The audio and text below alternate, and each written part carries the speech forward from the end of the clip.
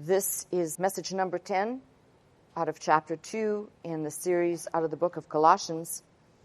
And as the footnote on last week, we left with that kind of enforcing, having forgiven you all trespasses. And if we read on, because I'm going to be dealing with a concept within verse 14, but I'm taking the last portion of verse 13, having forgiven you all trespasses. There's a semicolon right there, blotting out the handwriting of ordinances that was against us, which was contrary to us, and took it out of the way, nailing it to his cross. So not only has God forgiven us, but he has removed the document of our indebtedness in two distinct ways. So if you look in your text, in two distinct ways, by blotting it out, whatever that means, and we'll look at that, and by nailing it to the cross. So two distinct ways that have dealt with this handwriting of ordinances, if you will. The question that then comes into play is how. Now don't go with a simple mindset here, because most of us will ask this question. So how could the death of Christ on the cross take away, blot out, remove, and at the same time it says nailing it to the cross? How could that happen? And this is where I say the best answer to understand that is to go back into the Old Testament, to look at something that reveals that we're not dealing with two separate and distinct categories of literature, if you want to call it that, Old and New, but the Old and New are actually one unit to be read together, because without one you cannot understand the other, and without one you don't get the answers to how is this possible.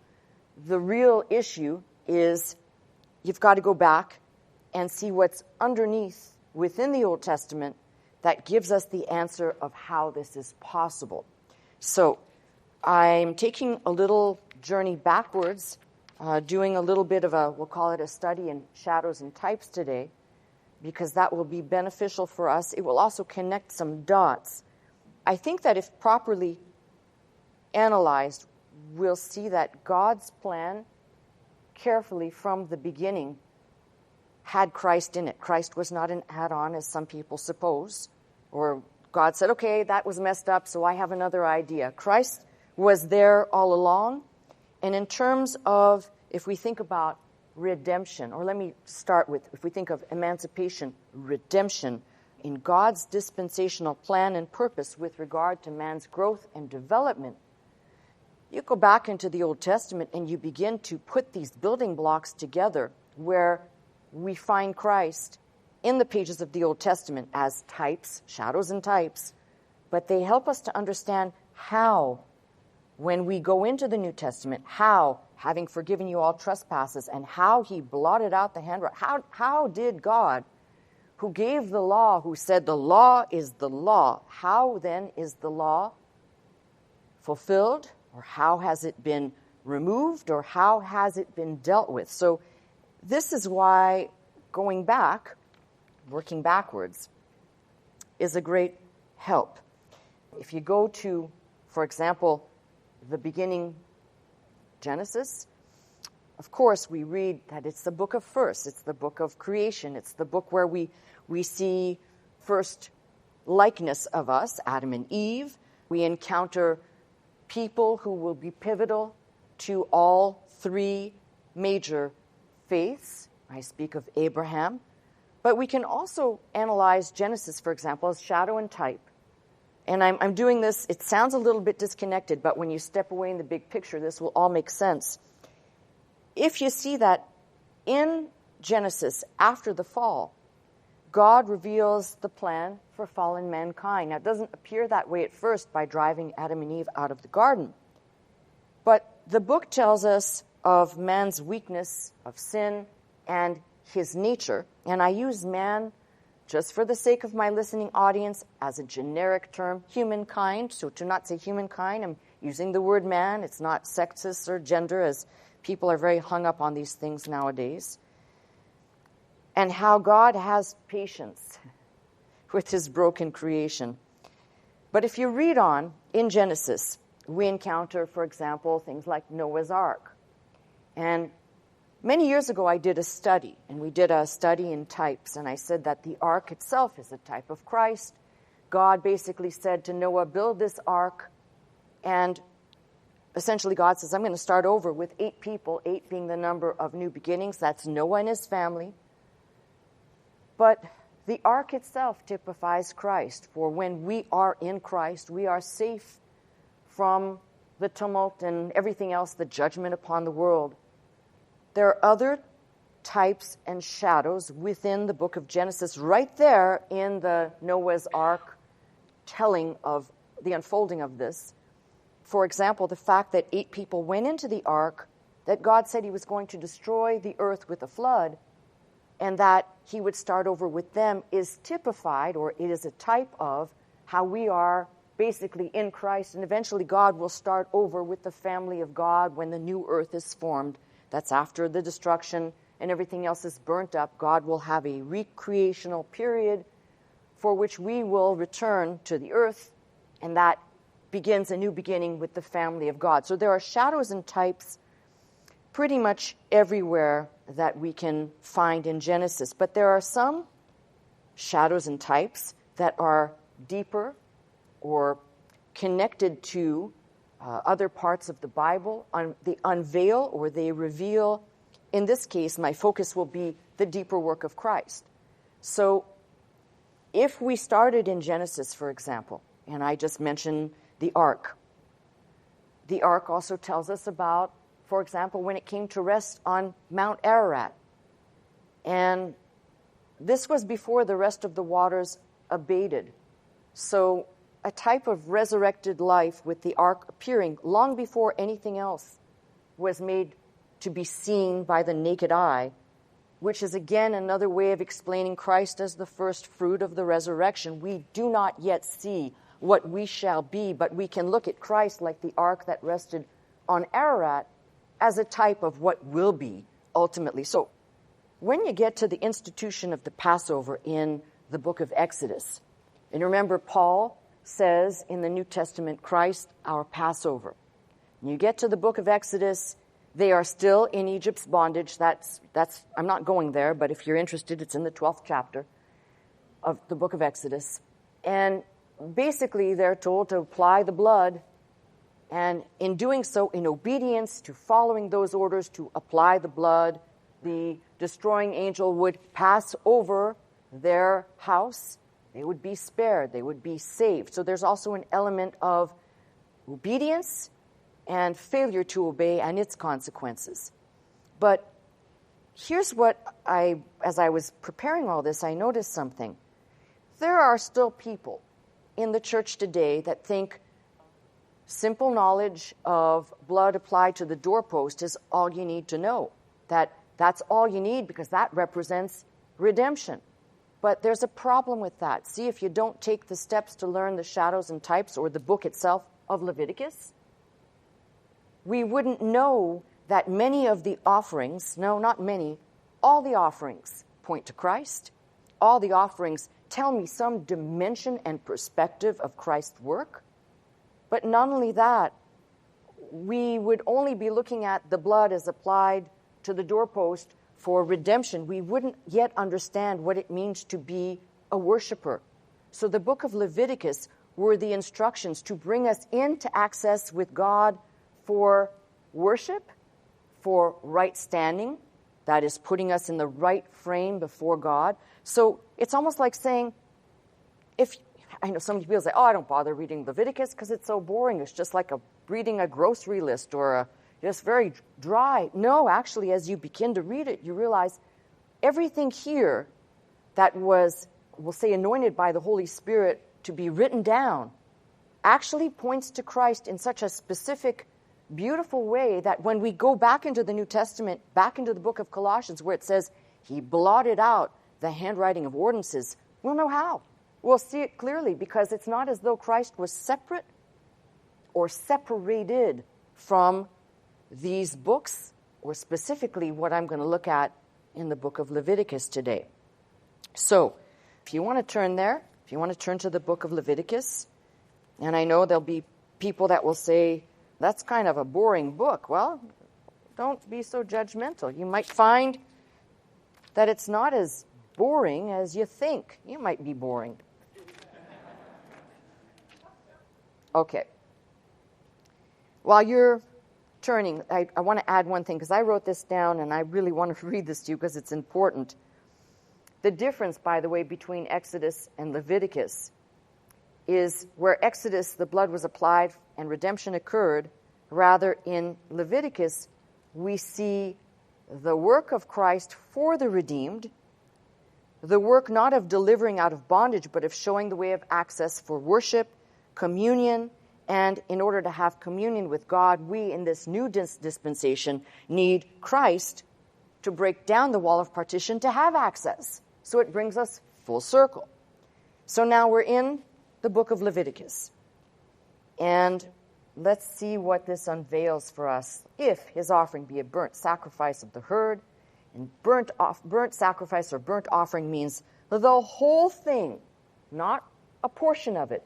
The whole thing is placed on the altar. The whole thing is burnt up and consumed. The word for that actually is Holocaust. We get the word from the Hebrew, hola or ola, and Holocaust, a burnt offering. If his offering be a burnt sacrifice of the herd, let him offer a male without blemish. He shall offer it of his own voluntary will at the door of the tabernacle of the congregation before the Lord. He shall put his hand upon the head of the burnt offering. It shall be accepted for him to make atonement for him. Now, a lot of people will read this and think, well, this is an atonement offering. No, it is not. That comes with the sin and trespass, although I could go on and take a sidebar here. Just make a note that this offering should be clear in our minds is something that is so precious, but it is completely put on the altar. Now, let me just jump ship for a minute from this and say this. The burnt offering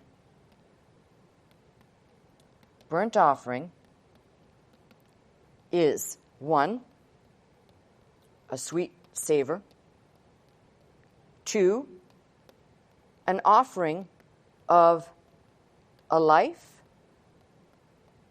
for a life, not in an expiatory or in a substitutionary way. It's just a life for a life, making it different right from the get-go from the meat or meal and peace offerings, which would be flour, oil, corn, not a life for a life necessarily. Third thing here, which I just read to you, offering that is for the acceptance of the worshiper. And finally, that it is consumed by fire, wholly consumed by fire. Okay? So those are their 4 characteristics. Sweet savor oblations, which were all for acceptance.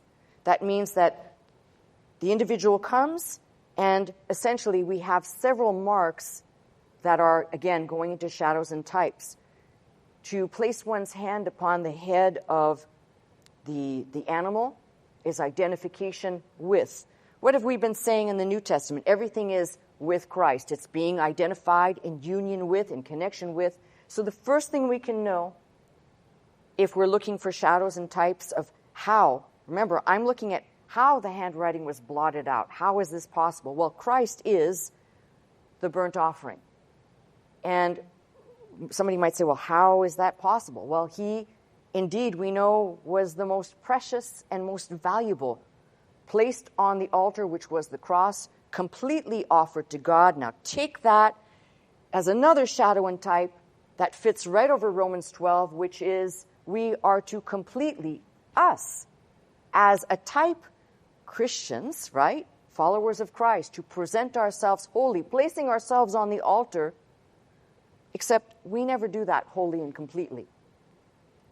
Have you, this is honesty time, and don't even answer. Don't even bother answering. I was going to ask the question. I said, no, I'm not going to do that. I know of no one who has perfectly and completely given themselves up, surrendering themselves completely and wholly to God. I know of no one except the Son, Jesus Christ. I know of no one, and I've never met anyone. Please do not even profess to tell me the holiest person that you can find, whoever that may be, that they don't have human and carnal thoughts. Sorry, I'm not. You lost me. If the person says, no, I don't, you've lost me. You're still wearing a flesh garment, which makes you, right then and there, a liar. All right.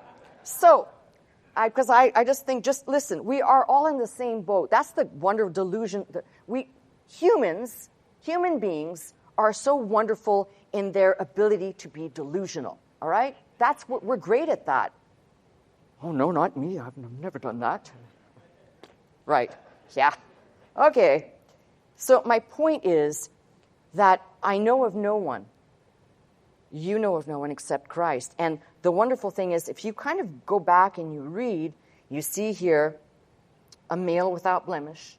We know that's another type with Christ. Voluntary, of his own voluntary will, of free will. Christ went to the cross that way. Although he said, Father, if it be thy will, nevertheless.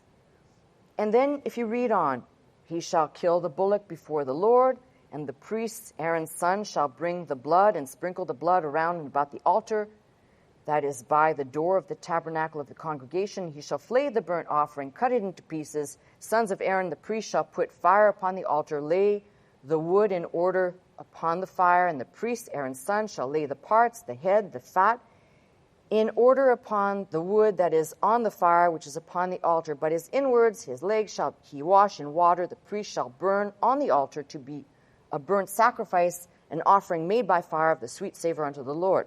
So let's separate the offerings, first and foremost. Let's separate them into two classes. The first class, the burnt offering, meal or meat and peace offerings. And the second class would be the sin and trespass. So we break them into two categories. We could say the first class, voluntary, the second class, mandatory.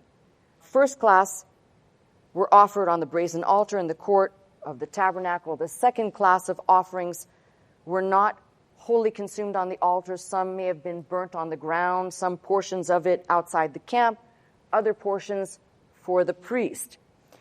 Now, in the sin offering, it's reversed.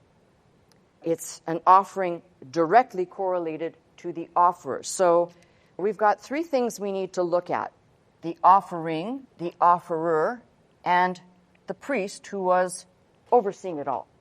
So the burnt offering, the meat and peace, the offerer comes offering his offering as a worshiper.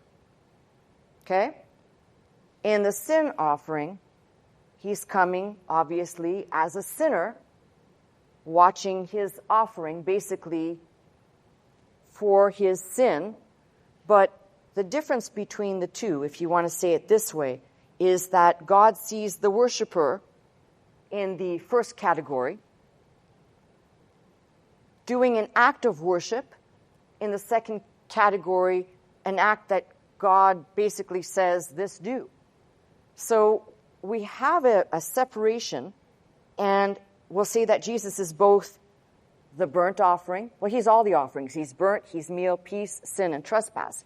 But how? And when we begin to understand that he is those offerings, he's not only those offerings, he is also the priest, standing as mediator between man and God.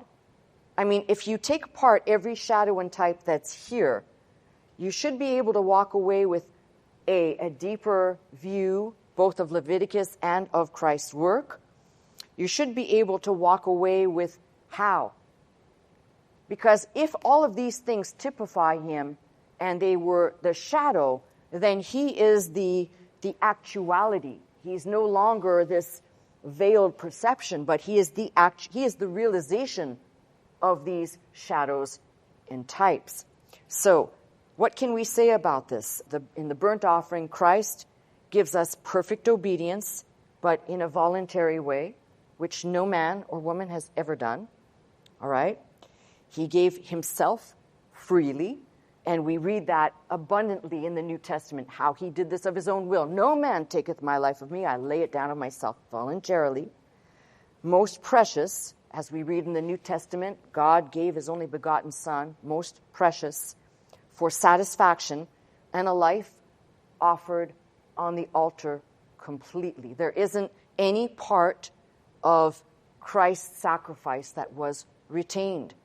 Now, the difference between these categories, but specifically I'm focusing on the burnt offering, completely offered up to God versus only a portion offered to God. That's very important, and I'll tell you why. Most people come into the church only understanding with a mindset that has more of a legal implication to it of what they must do. But very few people get to this worship of what actually pleases God. God says, this I want you to do. Now, don't get lost in the law and don't get lost in the Old Testament. When God says, this is man's problem, you're born in Adam, this is your problem, you're given the opportunity with access to God to be a worshiper. Most people come into the church, and if they're even instructed in this, they only want to deal with the least that they have to deal with here. And the becoming a worshiper portion actually requires a little work. And when I say a little work, it's not easy for people to actually discipline themselves to understand there's something that pleases God, and it's not just because you sat your pretty little derriere in a chair on Sunday. There's something more that pleases God.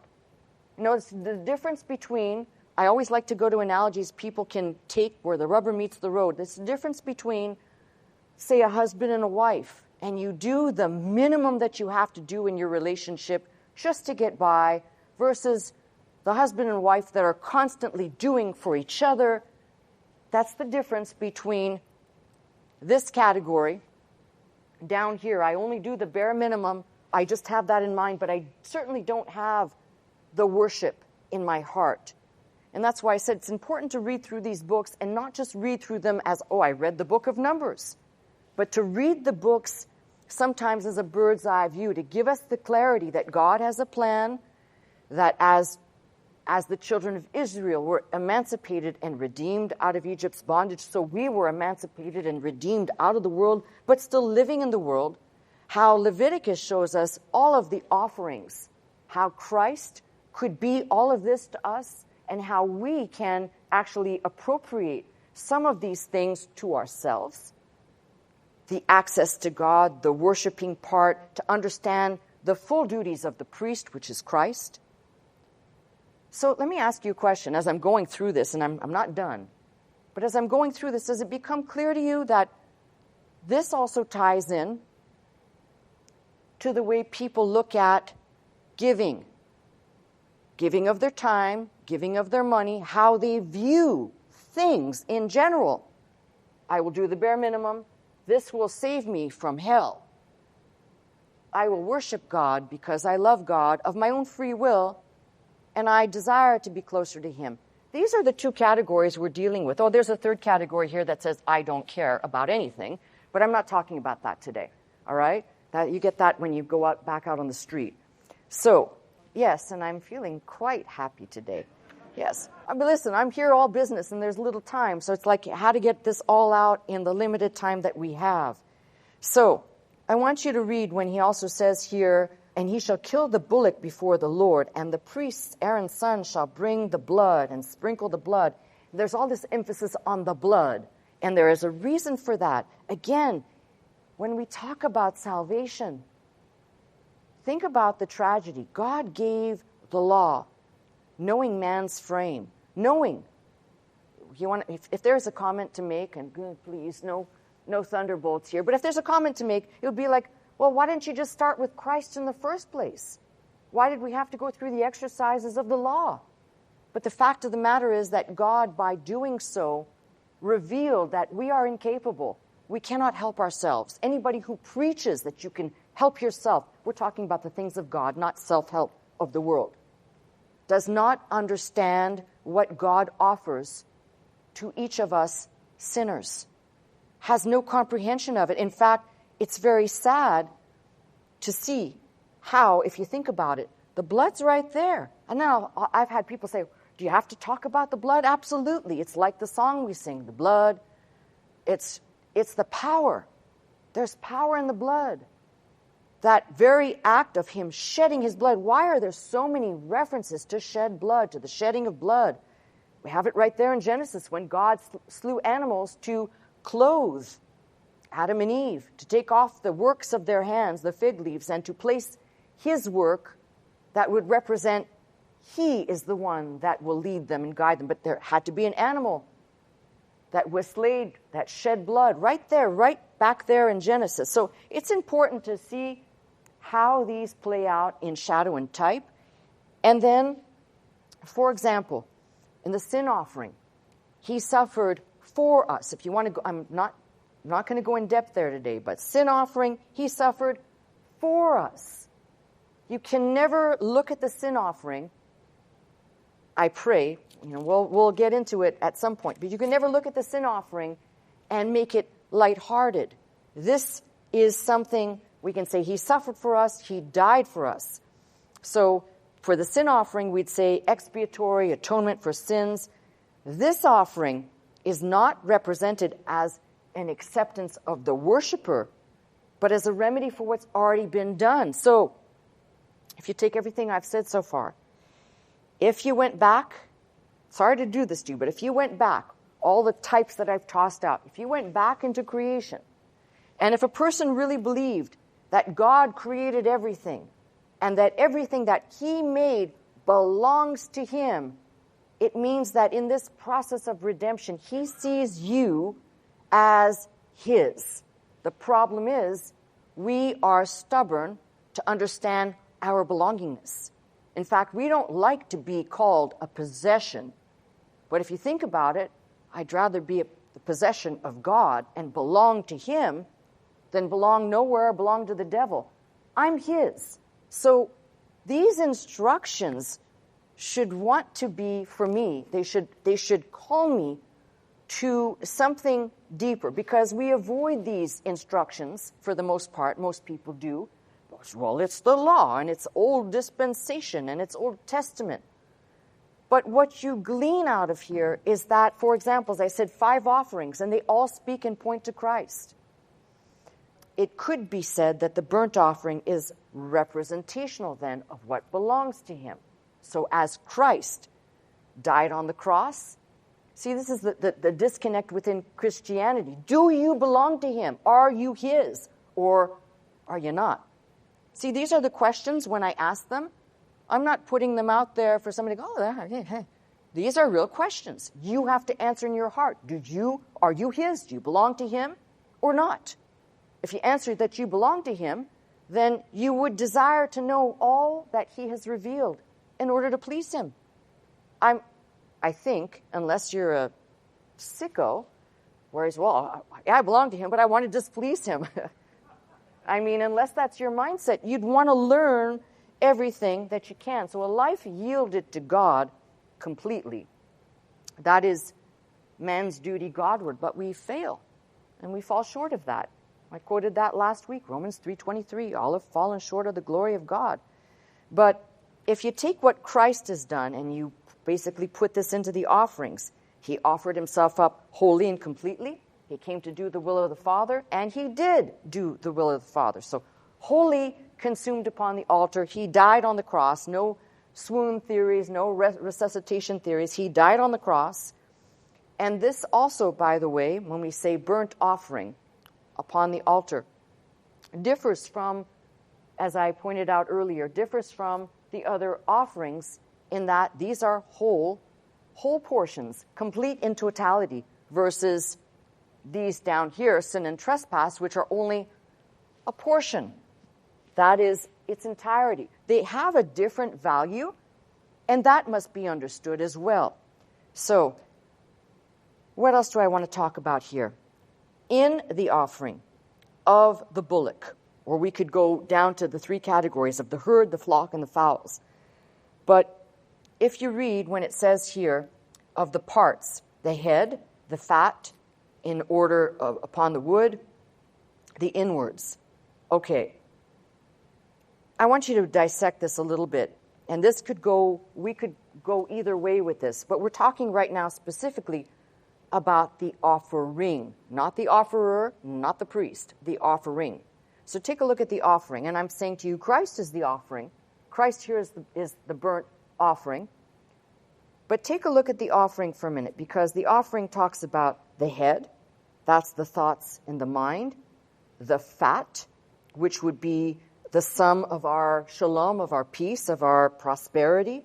The legs, somewhere in here, the legs shall he wash in verse 9, our walk.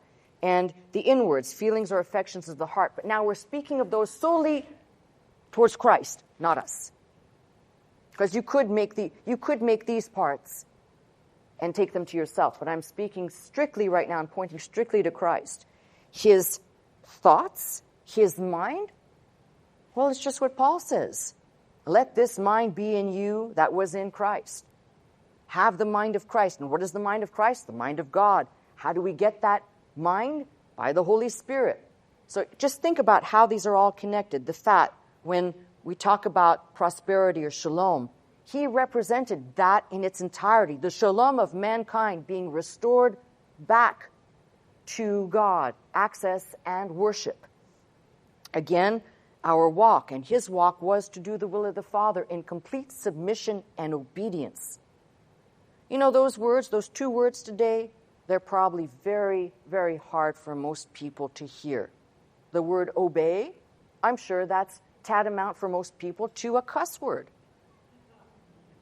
If you think about it, we live in an age that is rebellious, that pushes back, that will cancel out anything if it displeases them. What is obedience? Obedience in its truest meaning, the word, is to run to the voice of the sayer. In this case, you're running to the voice of God. I keep telling you, this is what's wrong with the world.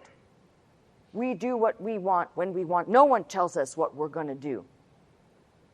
You try that on Judgment Day, brother or sister. I think it's going to be a fine time for you. The inwards, of course, represent the feelings or affections of the heart. For Christ, those inward feelings of the heart were once more to do the will of the Father. So we have every part of this. Then if you break down the herd of the flock, and of the fowls, of animals offered, first the bullock, the lamb, and the turtle dove. The bullock typifying strength, labor, burden bearer, service, unmovable, if you think about what a bullock would represent to us. You've got some characteristics that we could attach to Christ. Of the lamb, submission, quiet and peaceful. Of turtle doves, the loneliness, because that offering was also permitted for people of extreme poverty. Speaks of Jesus' lowliness. Even the goat, which is referenced later, speaks of Christ being our scapegoat. Each and every one of these pictures, if you will, paint the picture, and I say paint it with certainty. So when we talk about, somebody says, how is this possible? Well, if all of the offerings, and again, I've really only talked about the burnt offering, which is an offering by fire, wholly consumed on the altar.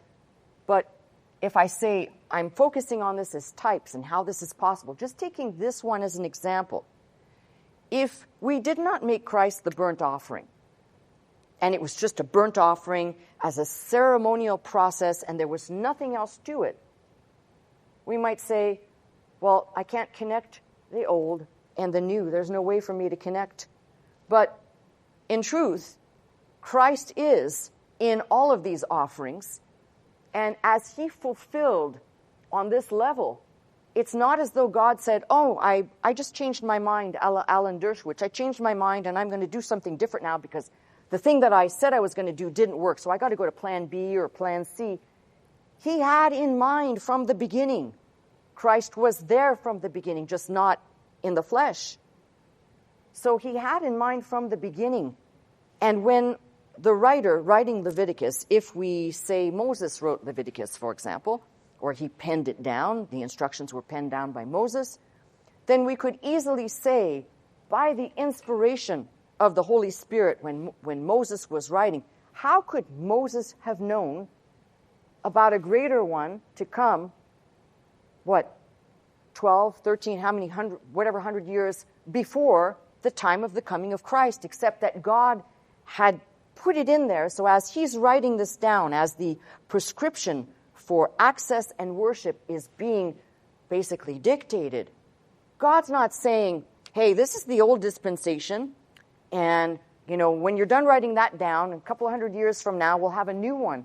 While he's writing this down, God's saying the old and the new are all here. They're all here so that when the new comes, my children will be able to go back and look here and see the detailed work, the offering, the offerer, and the priest. So let's talk about the priest. The priest, all you got to do is go to the book of Hebrews that talks about Christ. In fact, between Colossians and Hebrews, we have Christ as better than any priest. In fact, from Hebrews, better than even speaking of Melchizedek. And that's quite a controversial subject, I know. But my point is that as priest, you've got types here. Now, don't go so far as to take Aaron as a type. He is not. Now, Aaron's rod that budded overnight, that was a type. That was a type of the resurrection. Aaron's rod that budded is a type. But Aaron himself, no. What Aaron does, because obviously we know what he does in the book of, between Exodus and Numbers, and actually it's chronicled as well, a part of it in Deuteronomy, with his lack of judgment, he cannot be, nor can we look at him and say as priest. But as the position that God instituted as priest, Christ as priest, yes. Why? Because he fit perfectly all the requirements that were needed of one to serve as priest. And there has not been another like him. So when we talk about the shadows and types, as I said, priest, the offerer, all right, the offerer in this case, Christ could be the offerer. We could take that as a type as well. The fact that those that came that would have to place their hand on the head of the animal to identify with and essentially transfer, conveying the sins onto that animal. Well, we could call Christ the offerer. We could also call him the offering. He fits all of these. Now, hopefully I haven't lost most of my audience with shadows and types, because if you're not familiar, it might be like, what's she talking about? Where's this coming from? But let's talk about the sum of the offerings. So it should not be looked at as simply, God says here when he speaks to Moses, here's the sum of these offerings, and he spells them out. We should actually delve in. And now, for example, I read to you about the inward parts, about verse 9, how the priest shall burn all on the altar, everything, to be a burnt sacrifice, an offering made by fire of a sweet savor unto the Lord. And if his offering be of the flocks, namely of sheep or of goats for a burnt sacrifice, you shall bring a male without blemish. It's always the same thing. It's a male without blemish. It's never going to be a female. The only exception to that may be a turtle dove, but I'm not exactly sure that could be admitted or qualified in the burnt offering as such, because each of these is a male without blemish, again, pointing to Christ. You shall kill it on the side of the altar northward before the Lord, and the priest, Aaron's son, shall sprinkle his blood around about upon the altar. He shall cut it into pieces with his head, his fat. The priest shall lay them in order on the wood that is on the fire, which is upon the altar. But he shall wash the inwards and the legs with water, and the priest shall bring it all, burn it upon the altar. It is a burnt sacrifice, an offering made by fire, a sweet savor unto the Lord. And it keeps repeating, by fire. What should we understand by fire? Should we understand it as cleansing in this case, as a type, or should we understand it as power and presence of God? The power and presence of God. Now, if we were talking about what's wholly being consumed on the altar by fire, we might say, if we were going to bring the analogy back to us and away from Christ, we might say, my offering is being consumed upon the altar wholly as I stand and witness my offering, the thing that I brought with my hands, as standing trial by fire, as a test of God, whether it is accepted or not. But the point I'm making here is if we see Christ in all of these dimensions, if we see Christ's work in all of these dimensions, in, as I said, subcategories of the animals, subcategories of offerer, priest, subcategories of the offerings themselves, both in the first category, first classification, burnt offering, meal, peace, or the second, sin and trespass, we can learn, I'm going to say, a little bit more than what's on the surface about Christ's work. Let's just say, indulge me for a minute, let's just say you didn't have the New Testament, and all you had was the Old Testament right now. You could, because, sorry to say this, that's all those folks had before the writing of the New Testament. So there had, essentially, people would walk around from Genesis to Malachi. This is their Bible. This is what they would use. So if I was walking into a town in 50 A.D., like the Apostle Paul did, I might actually take this. I want you to kind of try and visualize this. I might take the book of Leviticus if I was trying to teach you. There is no New Testament now. Has not been written yet. And I'm trying to teach you about the work of Christ. I do well to talk to you in every way about every dimension and every offering, which would explain how Christ is completely and universally covering every part of our being and every part of our need as a believer, coming to God, both being emancipated, redeemed, the plan of salvation, his purpose. You keep unfolding it, you realize there's a wealth of untapped, we'll call it understanding and revelation within the Old Testament for New Testament believers. The unfortunate thing is most people won't take the time to look at and examine with depth. So as I pointed out to you just now, for example, in the burnt offerings, in that category, I would ask it this way. Somebody comes into a church in today's universe. So let's translate this a little bit, and I'm stepping away from the types. This is what God says, this is dear to me. He put it first in his book. When he starts outlining the offerings, he put this burnt offering first. He said, this is dear to me. And as he moves away, he's moving away from what's dear to him. When we start at this end. We start by coming here, and we look at, I have to satisfy the sin and trespass. The problem is if people never get to this place right here, which are these offerings, they will not understand the fullness of Christ's mission, his work, what he's done for us, and you end up with people who come into a church thinking, I don't have to do anything, just my presence alone is sufficient to God. No, you do actually have to do something. You've got to pay attention, open your mind, and think that maybe if these things please God and they're pleasing to God, no, we're not sacrificing animals anymore, and we're not talking about continuously sacrificing Christ every single time we gather, as some folks do in other parts of Christendom, I guess. But we're talking about something that is so incredible that if people would actually take the time to look at this, it might revolutionize the way people actually come into a church and worship. See, the thing is, I think people condition themselves. You come in, if you're even being taught anything, the thing is, okay, well, the pastor said I'm a sinner, so I guess I'm a sinner and I need to be saved.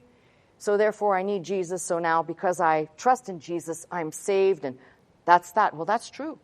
And there's no but after that. That's period. That's true.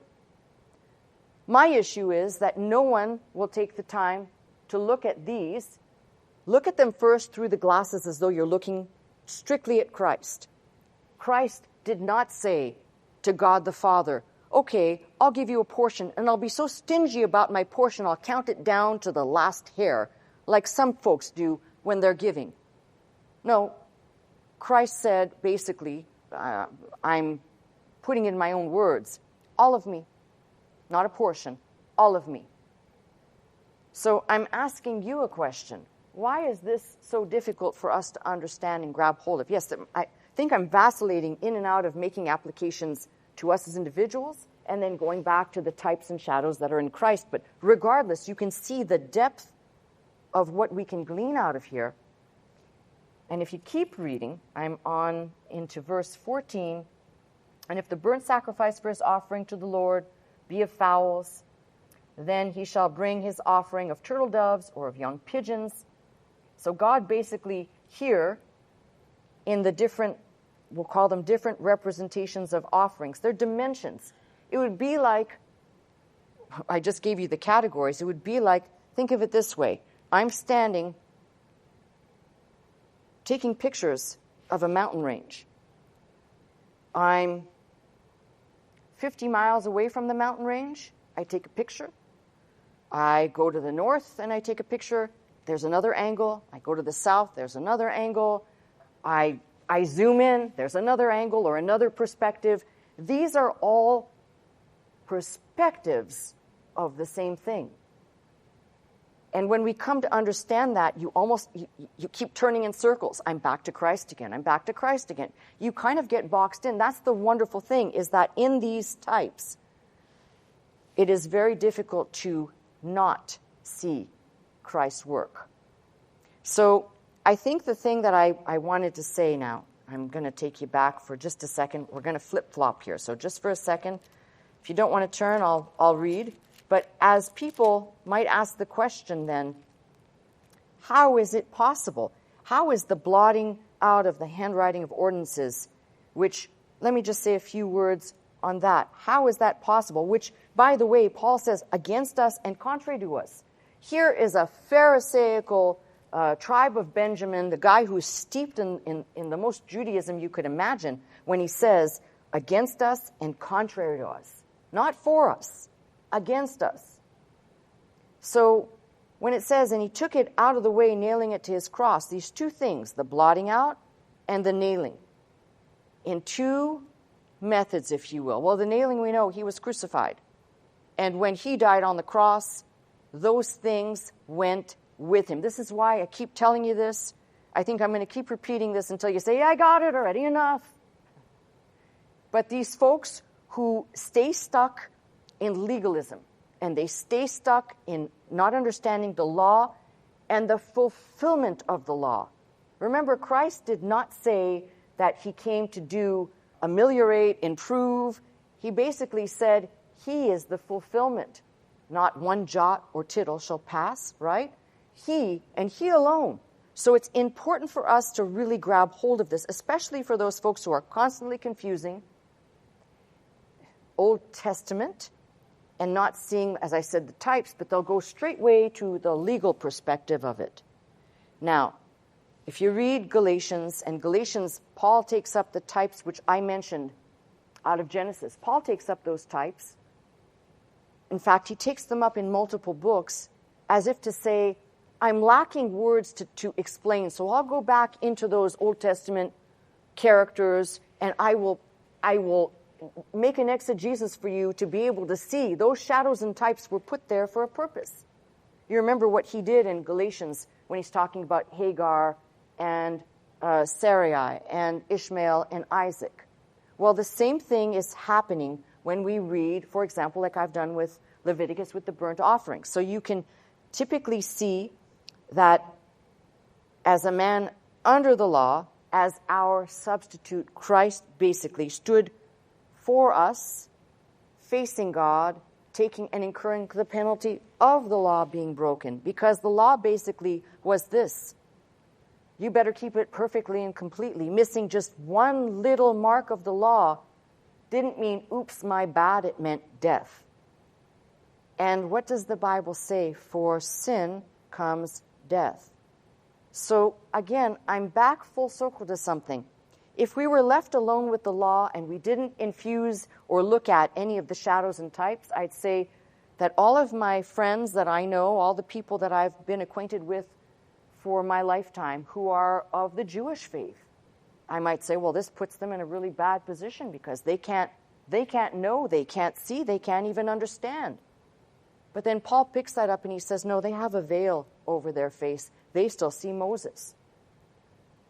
And some of us, even Christian people, still see Moses.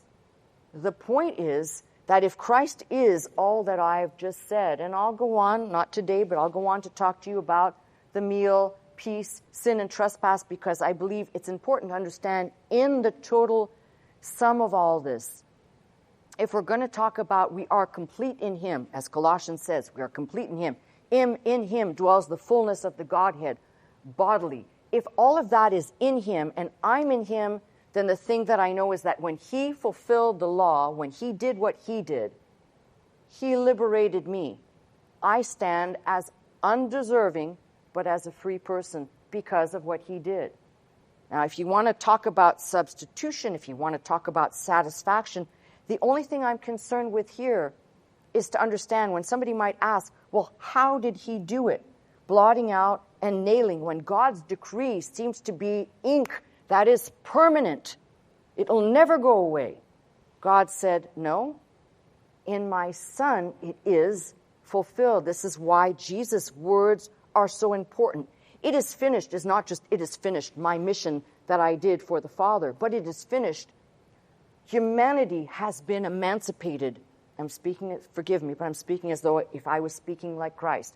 Humanity has been emancipated by my dying, by my death, and therefore, so when you come back to this page, blotting out the handwriting of ordinances that was against us, that was contrary to us, Paul, all the people that came before Paul, and even Christ himself knew it was against us and contrary to us. Now, is God against us? No, the Bible says if God be for us, who can be against us? Which means when God did something that was against us, that was contrary to us, he knew we could not. He knew we needed Christ. So when I say to you, go back and reread, I'm not asking you to look for shadows and types and everything. You could take it too far.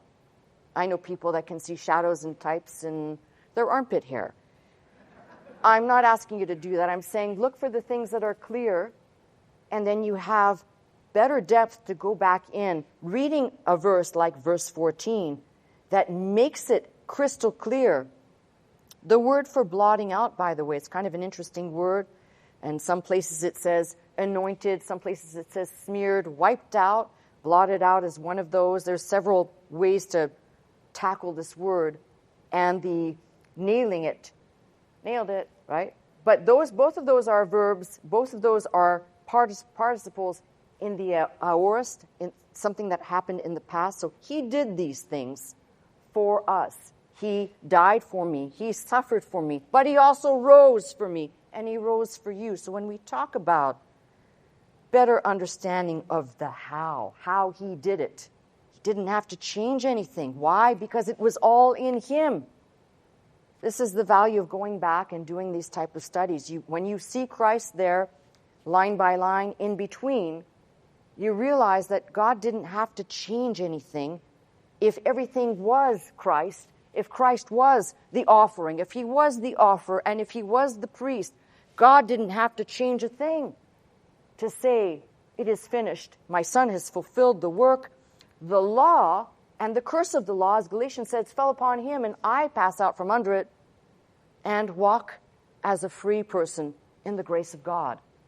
So what I'm saying to you today may be a little bit, I've kind of put a lot out there, but what I'm trying to say to you is the how didn't take much on God's part. Why? Because he was all these things. Now, when we talk about the handwriting of ordinances, that's not just the 5 offerings of Leviticus. We're talking about 316 do's and don'ts, the prohibitions and the permissions of the law.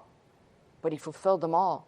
I'm just looking at these because they are representational in their entirety, including the subcategories. They are representational of his work. They show us and speak to us of his commitment, of his accomplishment. And what they do for me is they tell me, if somebody says, I'm not sure that these were removed, I'm not sure, are we still under this dispensation? Well, you can be if you want. But again, I digress to Galatians. Galatians says the law was a schoolmaster until faith was come. After that, we don't need the law anymore. Once faith is there, and faith specifically in Christ, once faith is there, you don't need the law as a schoolmaster anymore. And these ideas somehow, because I hear this often, and it actually really bothers me, that there are still people, it's an all or nothing here. We have people who will either not preach the gospel at all, or if they do preach, they engage in extreme legalism that turns people away, turns them off on God, and usually they confuse God and the church, as one and the same. I separate them for this reason. God will not leave you. The church can do whatever it wants. God will not leave you nor forsake you. That's his promise. But it's important for us to study and not act as though the blood that was applied to the doorposts in Egypt's bondage is enough. But what I want to tell you here, and we'll keep going on this because I want this theme to be expanded so that we can see really more. I think the burnt offering is one that I have taught on in the past, and we've had several messages. But as we move through these get a little bit more interesting and reveal different aspects, different dimensions. We'll call them vignettes or perspectives, again, once more, of Christ and his work.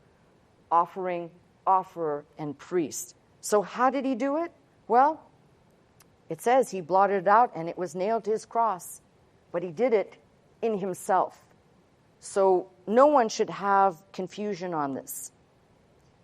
The declaration from the cross, as I said a few minutes earlier, it is finished, was not just I came to do the will of the Father, but it is finished.